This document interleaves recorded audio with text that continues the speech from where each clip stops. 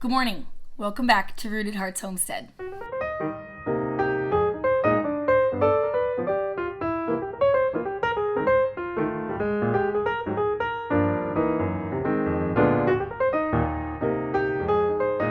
In all the chaos and all the busy that we do in the summer, one of the things that is very important to me is canning. My husband was able to get an awesome deal on many flats of strawberries, and so I'm going to bring you today a recipe for strawberry butter. Yes, you heard me right, strawberry butter. So strawberry butter is different than strawberry jam in the fact that it has no pectin in it and a lot less sugar. It also is something that takes time to cook down. So essentially what I did was cook down the strawberries to a consistency that I was happy with, which represented more of a jam, and then I canned it. We did make pectin jam this year with strawberries, but my goal is to be able to be more self-sufficient. And if I'm using store-bought pectin, then I'm not exactly being self-sufficient. Obviously, some of the items that I use, I personally cannot grow or make here because of where we live, like lemon juice. That was something that I used in my recipe. That's something I'm not able to grow in Michigan yet. And I do say yet because there is a lemon tree that will grow in a greenhouse in Michigan, and it handles the cooler temps. And so I want to try that one once I have a greenhouse that I can grow it in. But back to the butter. So I wanted to find something that didn't use pectin and was simple to do and still tasted really good. I also wanted to find something that used less sugar. The amount of sugar in a regular jam is astonishing.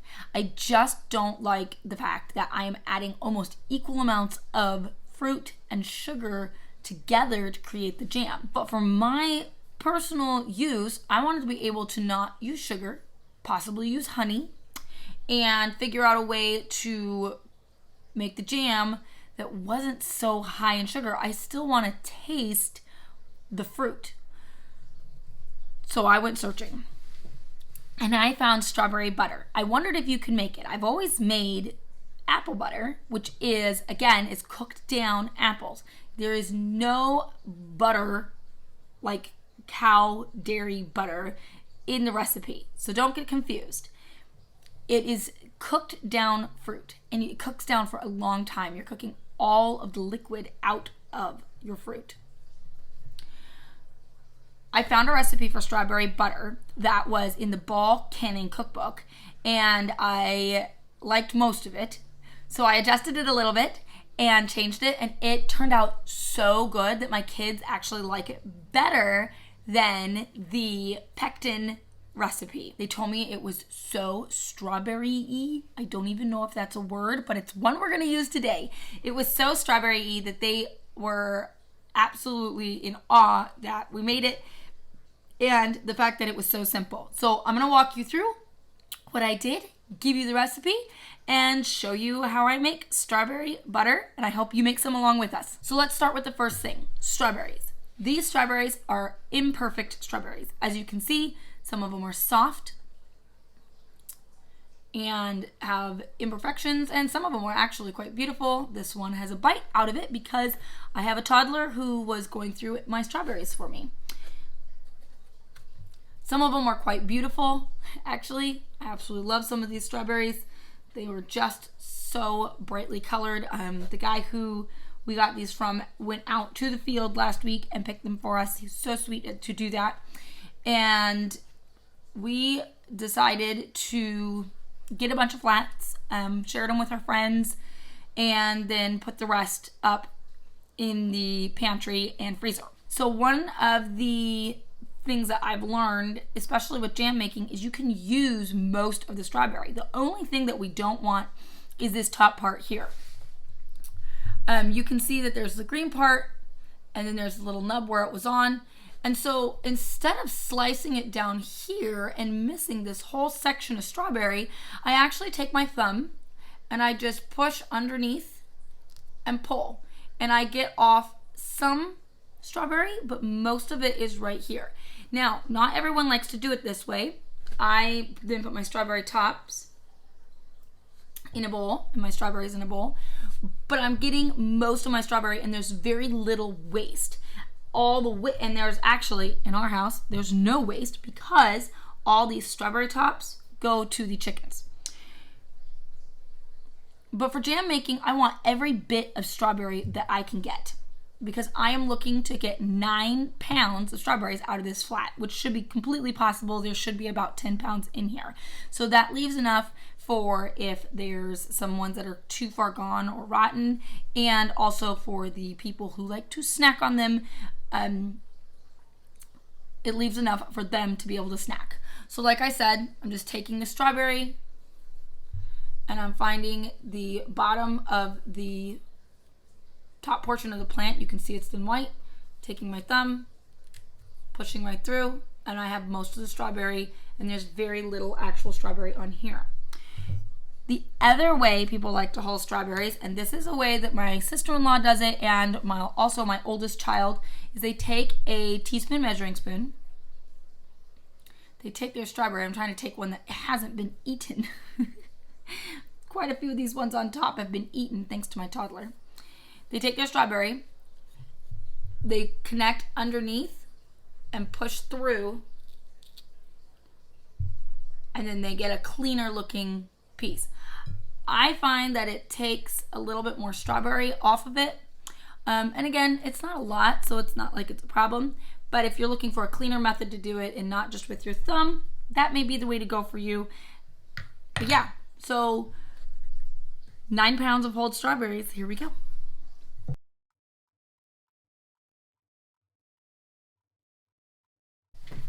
Okay, so now that some of the strawberries are hulled, I want to show you what I do next. Now, it takes a tool. You can use an immersion blender, but I use what I like to call a strawberry slicer. Now, I don't know what the actual technical term for this tool is. I picked this up at the Amish store near us. I'm sure you can order it off of Amazon. It has little teeth on the bottom, a handle on top for holding, and all I'm going to do is chunk the strawberries. Now I'm doing this in a smaller bowl so you guys can see. Normally I would do this in a big, huge bowl that I have. It's a metal bowl, and it would do all the strawberries at once. I go through and just chunk them up and flip the strawberries using this. So it's a kind of like a this motion in a circle. So I'm smashing, mixing, pulling, smashing, mixing, pulling. Once you do it a couple times, you'll be like, oh yeah, this makes sense. It's not that hard. The other tool you can use is an immersion blender. And all I'm trying to do is chunk up the strawberries so I'm not cooking down whole strawberries. If you're cooking down whole strawberries, it's going to take longer. You're going to end up taking more time.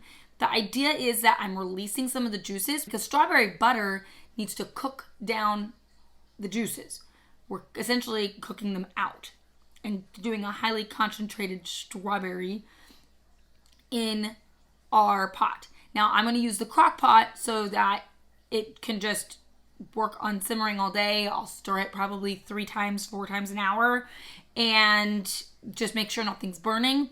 But like I said, we got to chunk up the strawberries. So I'm just going to push down and it slices the strawberries. I think this is why I've always called it a strawberry slicer. I had never seen one of these before moving to Michigan with my husband. But you can see as I'm chopping, it's releasing juices, and the juice can then gather. And I want all these juices, but I want them to cook down so that it ends up super sweet and super delicious. You can see now that I've got a bunch of chunks, and this juice is sitting on top. This is where we want it at. So I'm going to put 9 pounds of strawberry into my crock pot. I'll meet you over there after that's done.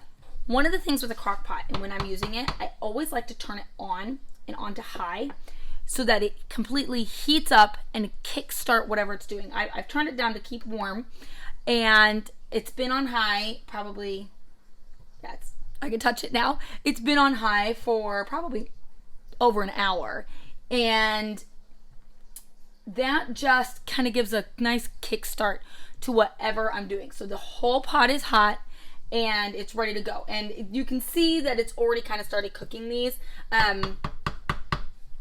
That is absolutely fine. So what we're going to do now is we're going to add 3.5 cups of sugar or honey to the pot. We're going to add 3 teaspoons of lemon juice to the pot, and then also a teaspoon of salt. I'll probably turn it to low for the rest of the day. I could leave it on high and I could cook it faster, but it would take more of my attention, and I want to be able to go outside, do other chores, not really have to think about it. So let's add some stuff to this. You'll notice I'm using pink salt, and the reason that I'm doing that is because it's what I have on hand. It also does not have anything added to it. It doesn't have the iodine that's normally in salt, so it's safe to can with. That is something that when you're adding salt to something that you're going to can, you want to be aware that you should not be using just like the regular Morton salt from the store. You need to be using a salt that does not have iodine in it. It's something that I've learned. It could be a myth, but everything that I've read says that we should not be using salt with iodine in it for our canning.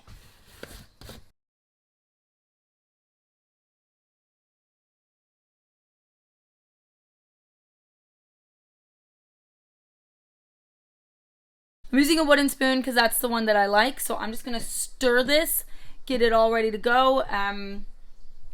Yeah, so let's get this all stirred up.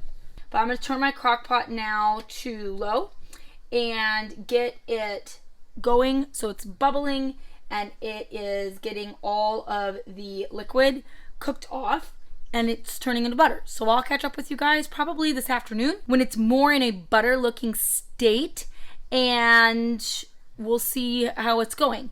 This could take overnight. It's just the reality of it. For this morning, I'm going to leave it on low. And this afternoon, when I'm actually in the house, I'll probably turn it on high.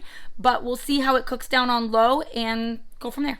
Okay, guys, it's noon. Obviously, we've been working. I got some bread made. We got some stuff done outside. Moved some lambs around. All the things.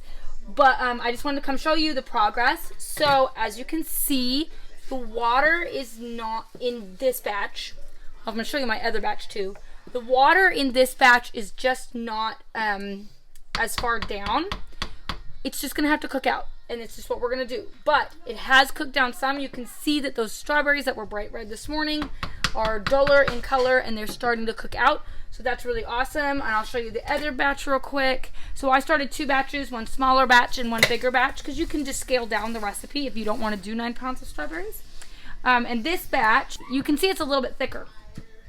It's also steaming more, and I'm wondering if this crock pot cooks faster. So I think for this afternoon, while I'm inside, I'm going to put this on high and just stir it more often. Instead of stirring it twice an hour or 3 times an hour, I'll go to 4 to 5 times an hour and be able to keep it from burning. So anyway, I'll check back in later. It's about 9 o'clock. I'm getting ready to head to bed. I wanted to update you on what I'm doing here with the strawberry butter. So as you can see, it's cooked down quite a bit. I've just stirred it all afternoon, multiple times an hour. I've had it on high, and now I am going to turn it to keep warm, and I will leave the lid fully on so it doesn't fully cook out and down.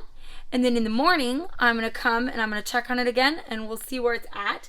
It is so close. I may even be able to completely turn it off, but I want it to really cook down. That's what gives it its amazing flavor, and that's what I'm going for. So I'll meet you back here early in the morning.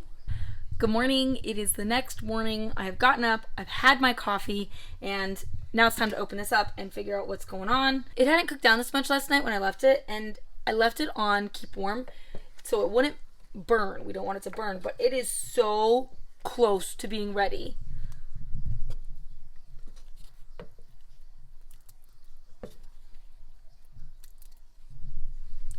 You can see that it has started to thicken. It is cooked way down. So I'm gonna let it keep going, probably on low for a couple more hours, and we'll see where it gets to, but this is basically it. I just want to finish cooking off all that extra little bit of liquid. You can see that there's still some liquid here that I'm just a little bit, not much. I imagine once I get the lid so it's tilted and not all the way on and put on low, it'll cook out really nicely. Because this isn't jam and it's butter, it's not gonna retain that bright red color. I wasn't looking to do that. I'm looking for flavor. I really don't care as much about the color.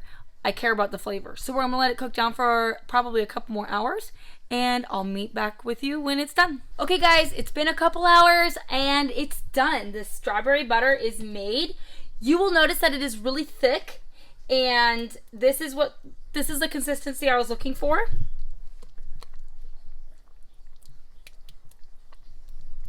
Like I said before, I know it doesn't look like much, but it's delicious.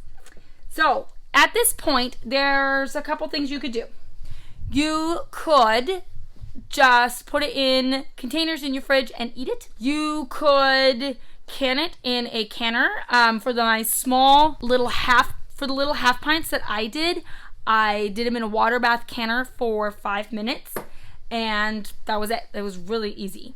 Some people do a hot fill where they turn the jars upside down, turn them right back side up. I'm more pro water bath or a pressure canner for all of my canning. I just am not into the turn method, but that method's out there. So for canning, just follow recommended canning methods if you want to can it. Otherwise, just put it in a container in the fridge and enjoy it on toast. I had some on my sourdough bread this morning, and it was really good. I'm glad you guys came along with me this week to make strawberry butter, and I look forward to seeing you guys next week.